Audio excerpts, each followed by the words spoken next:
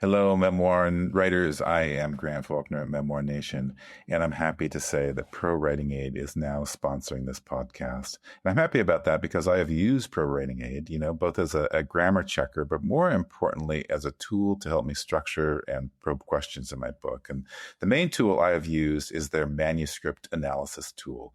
It provides full manuscript developmental feedback in minutes.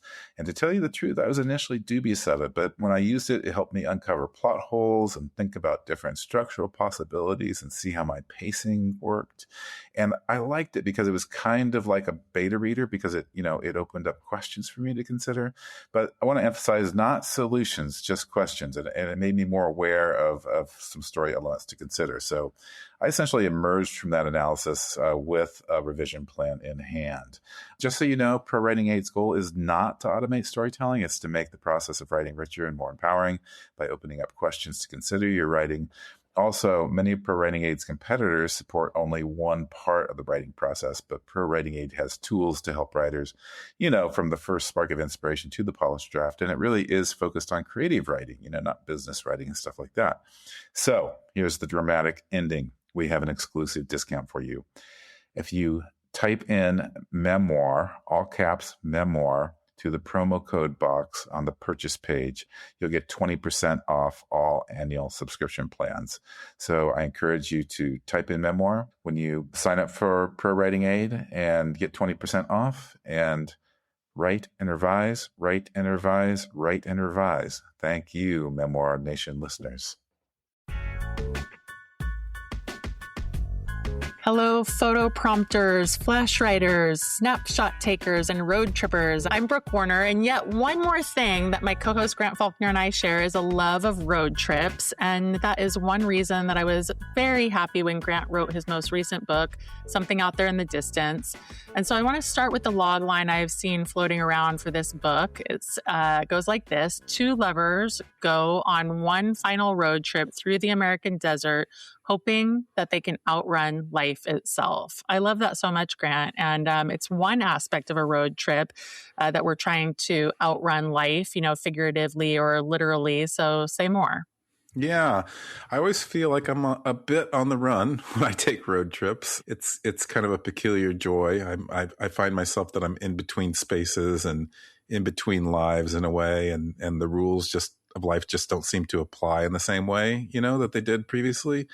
And I got to say, I'm always amazed when people tell me they don't like road trips because they are my definition of happiness. And I know that you've driven cross country maybe 2 or 3 times since I've known you. And I remember you even rented an RV or some major big ass vehicle at least once. Am I right? Yes. Oh my gosh, that was during the pandemic. Yeah, that's what I thought. I thought it was during the pandemic. So I'm curious. I find that all my friends generally like road trips. So that's one criteria of friendship for me. But I'm curious why you like road trips.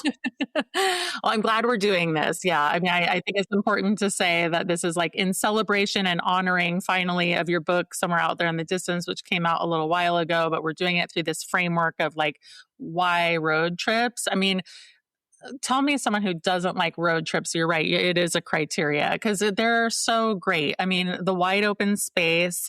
I love the time alone if you happen to be alone. I mean, that RV trip that I did in 2020 during the pandemic, California to New York and back. I did that with my then 8-year-old son and my dog. That was not actually relaxing at all, but it was very memorable. So it was worth it. Last year, I drove from Detroit to California by myself. I was bringing a car from Detroit to home. I found it meditative and restorative. For me, this is like the last couple of road trips I've done where I've gone into the country. Like, it does restore your faith in the United States. People are so great, and you realize like, we are, in fact, more similar than our politicians who are hell-bent on dividing us would have us believe. This is such a beautiful country. I think getting on the road for a few days or longer is a great reset. So all of those reasons. How about you, Grant? Like, tell us about your love affair with road trips and how that led to this incredible book, Something Out There in the Distance. Yeah, I think all the things you just said. You get in touch with the wild, rich diversity of this nation, both in landscape and people. And it's just like you said, that there isn't much dividing us really in the end. You meet a lot of great people on the road, and the landscape is generally just captivating, even when it's boring. Like, I actually like driving across Nebraska, which might be the longest landmass in the world. It takes a long time to get across it. But yeah, I think in the end, it is that meditative quality. Like, I just love listening to music, driving, being alone with my thoughts. I have to say that I especially love road trips when I'm alone. That's a kind of strange thing. But yeah, and I think that played into my joy in writing this book, which I always say, or have been saying, it's my favorite book that I've ever written. And that's because it really was without any angst or burden. And in part, that's because it was a road trip, but in part, that's because I wrote it with photos that my friend Gail Butensky took of the Southwest. And we were collaborators on this. And the writing part was all just kind of random and effortless. And she gave me about 30 or 40 photos, and I would just pick one out. And if it inspired a short story, then I wrote it. And then I'd pick another photo to see if I could build on the story, and so on. So the overall story just kind of emerged very organically and intuitively, one photo and one story at a time. And the story, in short, is that the main character, Dawn, is dying. She's a photographer, and she takes photos of desert landscapes and odd roadside curiosities as a kind of flight from a terminal illness. And then her boyfriend, Johnny, drives just to drive, and he's looking for a home, even as he's kind of caught up in his restlessness. And they're both in that space between presence and absence. And the photographs, Gail's actual photographs, hold that same quality. They're beautiful and they're haunted at the same time, and they're full of action and raw energy, and they're just very textured and alive. And I've always admired her photos. I'm glad we're doing this show kind of differently, because you're going to talk to Gail after you and I talk. And so it's kind of going to be a fun side-by-side experience, kind of like your book, actually. and I'm curious, because you do call this a flash novel, which is not something most people have encountered before. So what is that? Yeah, I've been calling it a flash novel because I don't have a better term. It's in one way, it's a collection of very short stories, flash fictions, but they're all linked. And so I like to think that they accumulate into something larger. There's an arc, characters who deepen, a relationship that develops and suffers and endures. And so it's a novel in the emotional sense, but it reads the way the photographs do, in flashes and in fragments and in moments that hold more than they show. And it's interesting that we're seeing the emergence of the flash memoir genre these days. And I don't know of many memoirs that are structured as deeply around photos as this book, but I think it would be a great way to tell a story, through a series of snapshots from your life. Yeah, it's pretty cool. The closest thing that I ever worked on similar to this is a book at Seal called Charlotte's Seventh Mistake. And it's a book that's basically like a scrapbook with images, but it was a memoir. And so it's interesting. And these books are often very beautiful, especially because so much attention is spent to the images, which is true of your book, of course. But just for the sake of reminding readers, we had Mira Jacobs on the show, Good Talk. That's a longer book, but that was also an interesting one. Grant, you published with the University of New Mexico Press with this one, and they worked with you to really make this into a beautiful physical object. And it's striking. Like, it's unlike any book that I have ever seen, actually. So tell me about it, like describe to readers or listeners rather, what it looks like. And, what was that process of working with them and the vision that you all had for the package and how it should look? Yeah, I was very lucky to work with University Press and University of New Mexico Press in particular, because they were really into treating the visual dimension of the book, seriously in a way that larger presses probably wouldn't have. And so the design, the paper, the relationship between the photographs and the text on the page, all of that mattered. And so I think they almost represented the story as a kind of prose poem with photos. They used white space. They formatted the text in interesting ways.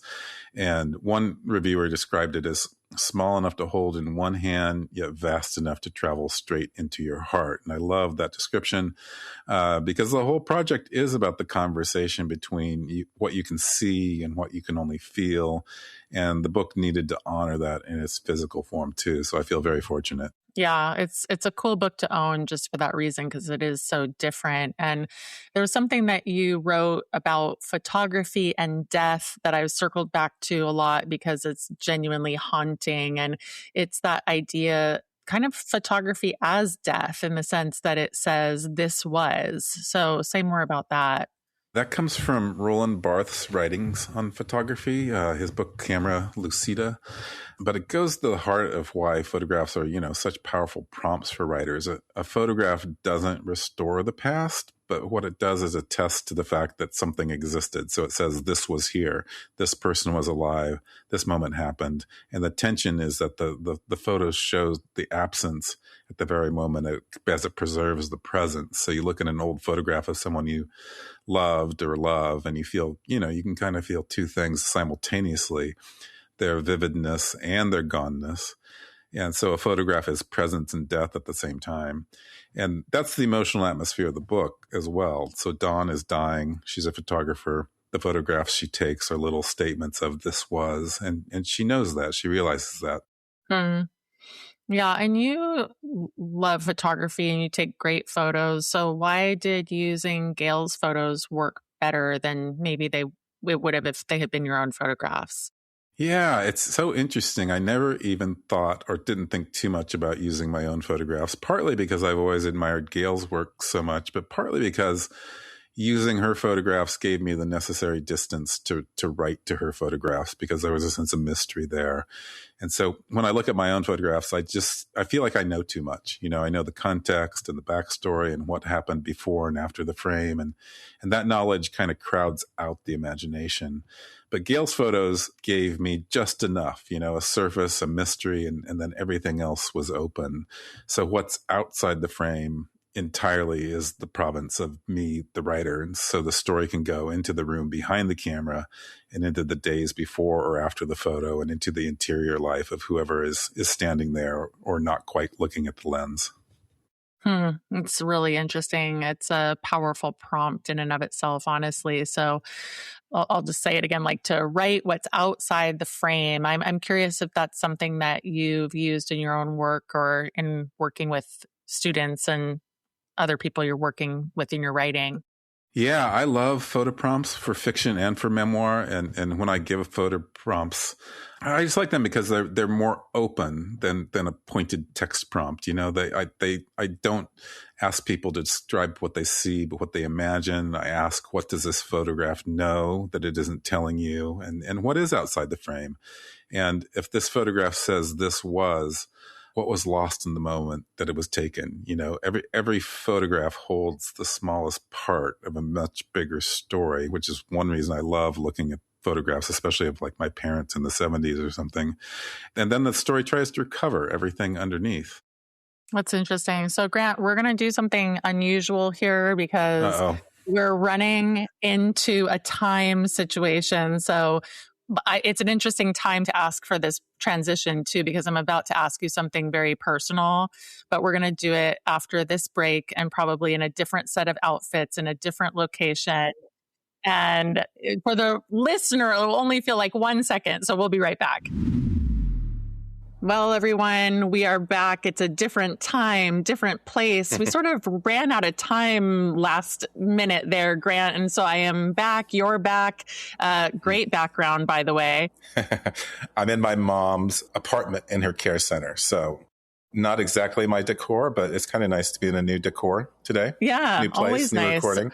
Well, Yeah. And if you recall, I was about to ask you something more personal. So perhaps it's perfect that you're sitting there in a senior's home in front of your mother's mirror. My mom keeps telling me to put myself on the wait list for being here. So there you go. I might be here soon. Long-term planning. Yeah. Well, let me ask you, because you've described your 30s as the least successful and least glorious years of your life, partly because of severe carpal tunnel that made your writing almost impossible to do. And then you turned to photography during that time. So that's what I wanted to ask you about. What did that period of time teach you? It's kind of a rough thing to say least successful, least glorious, but it turned out okay. Yeah, those are my words. I had expected a lot for my 30s, like when I was 20, I was like, the 30s is when it all happens. But unfortunately not. That's the great irony of life, is you can't plan it. And so it was a kind of enforced surrender, which actually turned out to be very instructive, as these things generally are. And so I couldn't do the thing I most wanted to do. So I had to find another way to be in the world as an artist. And I searched for several things and then found photography. And I think the reason I embraced it was so much like being a writer, because photography taught me to be like a witness and to be patient and to, trust what catches my attention without explaining to myself so much. And I think of Baudelaire, who had this idea of the flaneur, the spectator who wanders the city and becomes kind of a botanist of the sidewalk. I think that's the word he used. And so photography did that for me. It was like an excuse to kind of walk around and observe and witness. And that's one reason I love road trips, actually. They help me notice and collect what I notice with photos. And in fact, I take most of my road trips alone just for that sake, because I'll do wild turnarounds in my car to capture something I see. And I think it would drive anybody else mad. But I think that's the sensibility underneath this book. It's a wanderer's book, and it's episodic, and it's hopefully alive to accident and open to what turns up. And that's my best way of living. Yeah. Well, I do think you achieved that with the book, which is great and different. And you also draw on the photographer Henri Cartier-Bresson and his concept of the decisive moment, which is that fraction of a second when the significance of an event crystallizes. I love that specificity. Is that a target for flash fiction also, or even flash memoir, as the case might be? Yeah, exactly. I was kind of thinking that as you were asking the question, like when you said that, memoir relied on the catalyst moment. And I think there's a kinship there. And except that the decisive moment isn't a long moment. It's the instant of sort of maximum meaning when everything's suddenly and briefly, but perfectly itself. And I think flash fiction is chasing that same thing in language. You're not trying to narrate a story from beginning and end. You're just trying to catch the moment when the whole story is suddenly visible and dramatic, even if it's interior. It's such a good practice for any writer just to get those little moments. And of course, I want to ask you about how the book got published. We know that you famously work with indies. I think it's an important story for our listeners to hear, especially these indie success stories. And when people are thinking about their own publishing paths, your agent told you the big five wouldn't be interested. Having seen the book, I agree. It's experimental, it's different. So talk about that. A tough sell. I always hope that the big five will open up their arms to me, but I don't think they will. And my agent was absolutely right. And I trusted that opinion from the beginning. I didn't want to send it to the big five in any manner. But honestly, that turned out to be really fortunate. And it led to exactly the right outcome. I think a big five publisher would have wanted to normalize the book, fewer photographs, more linear narrative, easier to shelve, or they just wouldn't have wanted it at all, which I think probably would have been the case. And I think what would have been lost is exactly what makes it what it is. I thought the strength of the book for me as a consumer, as a reader, is that it's different and that it's eye-catching. And the University of New Mexico Press, they'd already published my earlier book, The Art of Brevity. So I had an existing relationship and a trust with them. And when I brought them this book, they immediately saw that its strangeness was its value. And, they didn't want to sand down the edges. They wanted to amplify, what was unusual about it. And I think they captured that they invested in the cover and the formatting in a really beautiful way. I always say this, indie presses are publishing the most interesting, adventurous, formally unusual work right now. They're not beholden to bestseller lists in the same way. They can say yes to a book just because it's extraordinary or special or, even if it's difficult to categorize. And then, as I mentioned, the care that they took with the physical object, the design, the paper, the production really mattered a lot to me. And so I'm glad they delivered. So I just always encourage people to really seek out indie presses because sometimes they're not readily available in the book review or the most anticipated lists or even in your bookstore. Right. And they are publishing the most interesting stuff. I do want to just pause on that little phrase you said, formally unusual. It's so great because it's so true. It's like formally within, or I should say unusual with intention. So let me go to the opening passage of the book to end here, Grant. You've described this as the seed of everything. And you write, I think we all possess something inside us like electricity, a pulse, an energy. You feel it, but you can't see it. It's there even when it's not. I suppose that's a soul. And then you say, something like a scent in the air, something out there in the distance. There's the title of the book. That's the way I think of dawn now, out there in the distance. So tell us, what is dawn to you? She's definitely the person you love who is leaving. I think we've all experienced that in a variety of ways. And she's grief before it becomes grief. You know, that period when somebody is still there, but already leaving at the same, kind of in the same breath.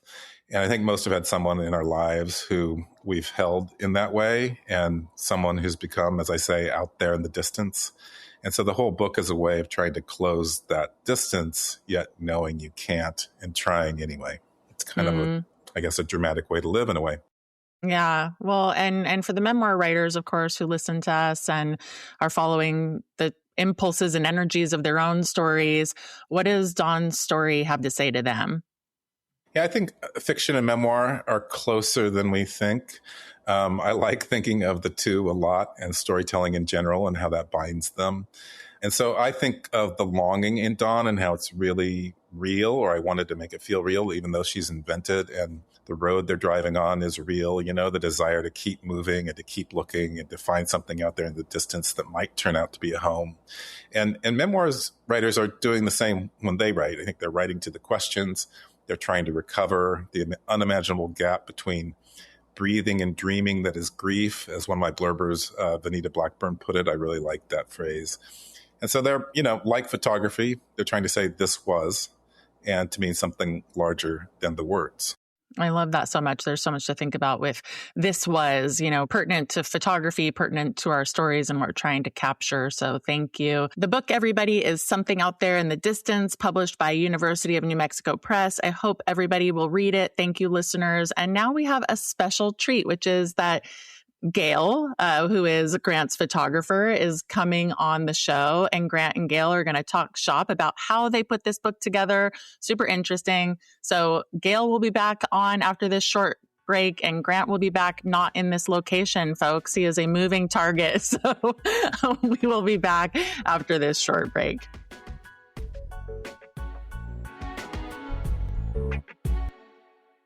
Welcome back, listeners. This is part 2 of our special Something Out There in the Distance show with my collaborator on the book, Gail Butensky, the photographer and longtime friend. And instead of reading Gail's bio, because I generally don't like reading bios to start with, and I think we can get more flavor of who Gail is, instead of reading her bio, I'm going to ask her 4 questions that's going to sum up Gail's entire essence and existence, right? Right. So here goes. We're going to start with a crucial question. What is your favorite baseball team and why? The Mets, because it's in my DNA. Oh, wow. So, yeah, no, it is. I mean, I have pictures of me as like a little tiny kid going to a Mets game at Shea. So for all the different places I've been, Cubs and before there were lights, and the Giants, and now the Dodgers, or the Brooks, if you want to still call them that. If they're playing the Mets, that's who I would root for. Yeah, that is so great. I love that it's in your DNA. Well, here's the second question. This is getting more into your photography. When did you first start taking photos, and what drew you to photos? Okay, I've always taken photos as far as I can remember, but not really in a serious manner. The first time I was in a dark room was my last semester at college. And then I was like, oh, maybe this is it, because I was graduating and I didn't know what I was doing. So that got me way more into it. I mean, I've always been kind of drawn to pictures. I don't know. I think it's kind of a nostalgia thing, or a way to, like, instead of journaling, it's like you're keeping the past with you and that kind of thing. And it's just a way of observing and watching. I was going to say, it seems like photography is in your DNA too. These are all DNA questions, I think. Because you've always been, I mean, I can't even remember when I first met you, especially you without a camera. Yeah. You know? And that was pre-digital too. Yep. I used to wait tables with cameras around my neck. Oh, really? Yeah. I did that in New York. I love that. Yeah. Well, that's a perfect segue into the next question is how many tables do you think you've waited in your waiting career? I had two answers to this. One is just so many I can't even enumerate. Then I had a snarkier answer, which was just one over and over and over again. Because that's what it feels like sometimes, right? I waited tables for a really long time, a lot of different places. Yeah. Oh, who knows how many? It was years. I think I can only remember my bad tables, and this is so listeners know. Right. Gail and I met. This is part of the origin story of the book. We met at a restaurant called Radio Valencia in the early 90s in the Mission District of San Francisco. And we had at least one or two shifts a week together. And I think I was there maybe 3 years and Gail was there longer. Way longer. Mm-hmm. And somehow we found, I always used to, every time I left a restaurant somewhere there in my 20s, I was like, I've waited my last table. And then that was never true, you know? So Right. I will not even say it now. I'm like, there's some table out there waiting for me. Maybe when I'm in the care center, I'll be waiting tables there. There you go. Something to fall back on. Yeah, exactly. I always think of it as a fallback, but I don't think I can physically do it. I think I'm too old now. Oh, it's exhausting. Yeah. So I think I've known this and maybe forgotten it. Why did you move to San Francisco? Oh, there's a lot of different reasons there. I think it all comes down to weather. I kept moving places that were warmer. Like I went from Chicago back to New York, then to San Francisco, and now Los Angeles, because I decided I really didn't like winter. But more specifically at the time, it was the late 80s in New York. And it was, looking back, I love the gritty and the grimy part of the city, which is gone now. I kind of miss it, right? If you go to New York now, it's like Disneyland, apparently. I don't know. I haven't been in a while, but it was a bit much. And I lived across the street from the on-ramp to the BQE Expressway, and they were handcuffing the crack dealers to the fence in the park around the corner. And wow. I'd get on the subway to go to work. And it was just like, and the Williamsburg Bridge, they finally reopened it after it had been closed because it was falling down. So everything was kind of a mess and falling down. And I felt like I wasn't really going anywhere either. So that's usually what I do is I move to another town.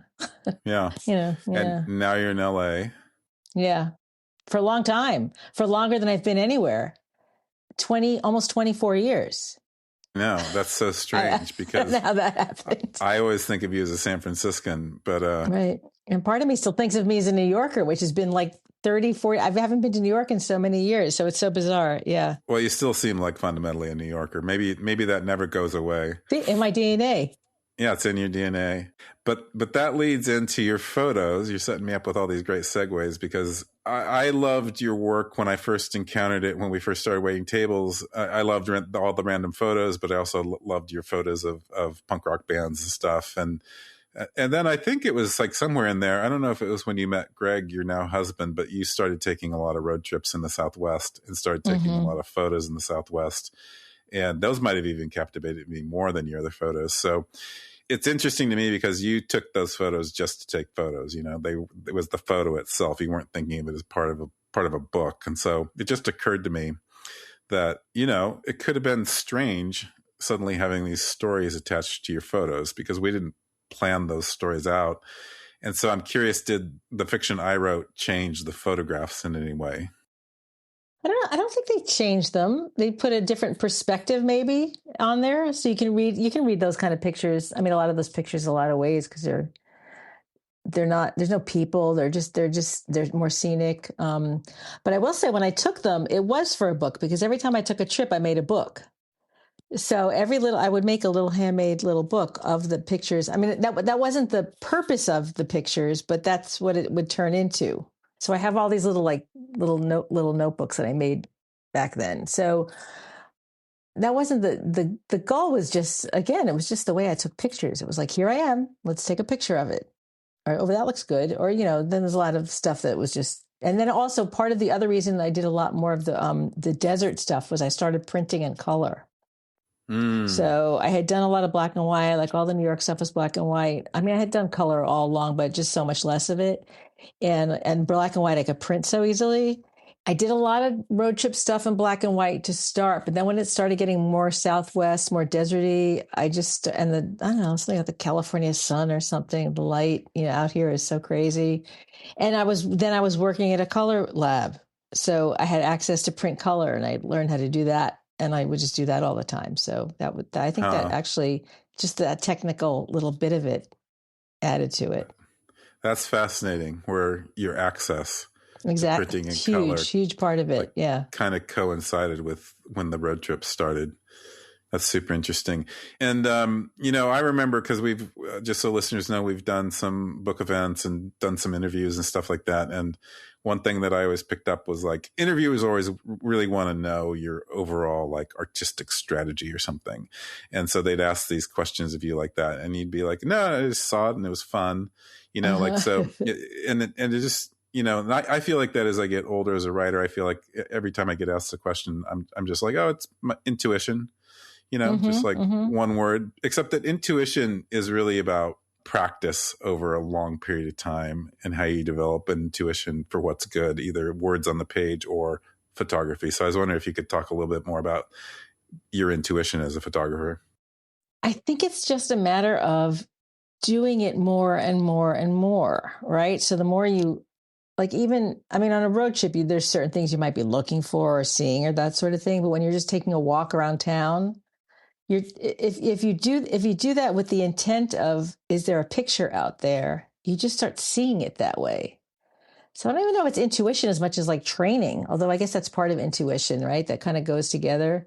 Like you're trained to look a certain way, and you're trained sort of in a slightly way to have that sort of intuition. Yeah, I think so. I think it's like stories too. I always say that everybody's a storyteller, but a lot of people don't think they're storytellers because they haven't trained their mind to recognize the stories in their lives, And so I think it's the same way with taking photos. Although, like what's interesting about taking photos to me though is like when I lived in the Haight in San Francisco, that's when I first started taking photos, and I would take my dog out every morning and I would always find really interesting things to photograph. And my neighborhood in Berkeley doesn't serve that purpose to me somehow. I rarely photograph things here. But so is it because you've just looked at it all for a long time because you've been there a while now, right? Or is it more? I feel like there's always something, and they have these like beginner photo assignments where you're like, you're in this room, like let's see you shoot a roll of film in this room, that kind of thing. So I think it's just a matter of, you can abstract something or find something. There's always something. There's always something, and I have taken photographs in my neighborhood, but I think like the Haight was like when you were talking about a grittiness, like there is a gritty urban life that fascinates me more than like the blooming trees in my neighborhood. So you're just looking for something else then? Yeah.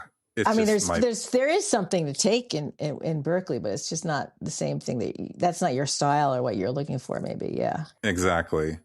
So do you think you found your style in those Southwestern road trips? No.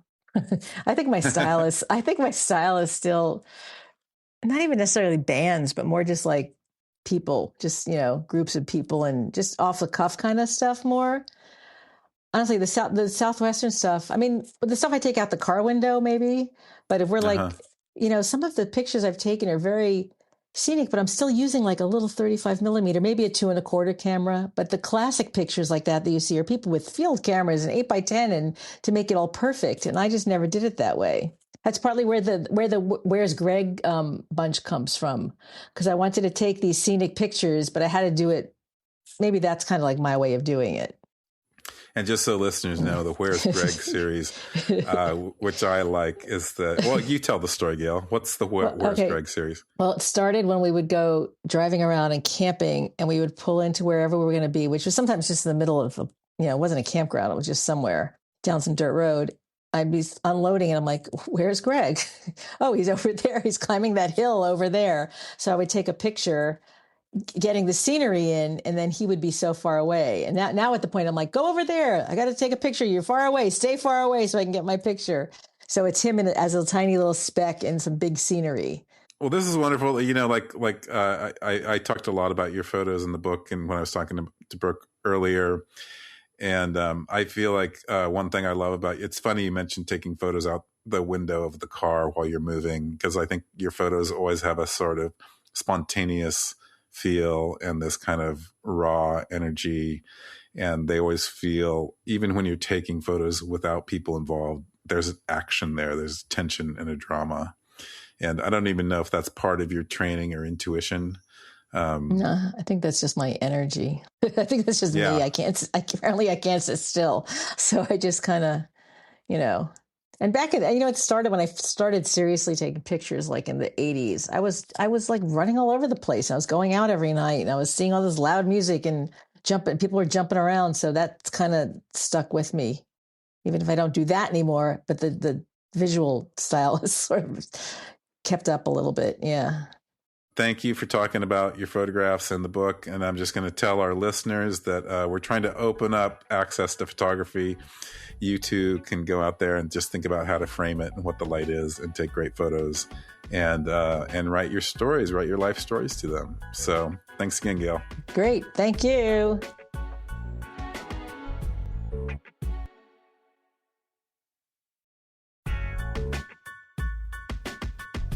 Well, welcome back, everybody. I'm coming at you again from the Deerfield Community Care Center in Des Moines, Iowa, from my mom's apartment. And I want to share a positive book trend today. And it's a trend that actually surprised me. Independent Bookstore Day happened April 25th. And I want to talk about why it should be every day, not as a slogan, but as a genuine practice. Because one Saturday a year where people flood their indie local bookstores and buy a tote bag and get a stamp on a bookstore crawl, that's super wonderful. But it's also a little like deciding to eat vegetables once a year and calling it a healthy lifestyle. Isn't that true? What a good metaphor. We talked about this. Well, we've talked about it a lot, actually, about Amazon and the way that it systematically undercuts indie bookstores. It's been doing so actually for 30 years, not just competing with them, but selling books at below cost or at a loss leader, especially because of their Prime membership, which I have to say is very hard to get out of, everybody. This is a little bit of a tangent, but I canceled my Prime. My kid signed up for it. And I couldn't believe it because he even had the authority to activate my Prime membership shows you also something about what's wrong with online and these businesses. Mm-hmm. Really hard to get out of, hard to stay out of, especially if you have children. But indie bookstores, they can't compete with prices that are structurally designed to be competitive. And so I just want to echo what you're saying. I mean, we really need to be trying to shop at our indie bookstores. I really am trying with more effort than ever before lately. And Amazon reshaped the entire publishing supply chain. They did that by, you could call it negotiating wholesale terms, but the reality is that they force them upon publishers. We don't get to negotiate. Amazon says, here's what your terms are. Indie bookstores have no capacity to match those terms, and so really what they've been doing is building a closed ecosystem.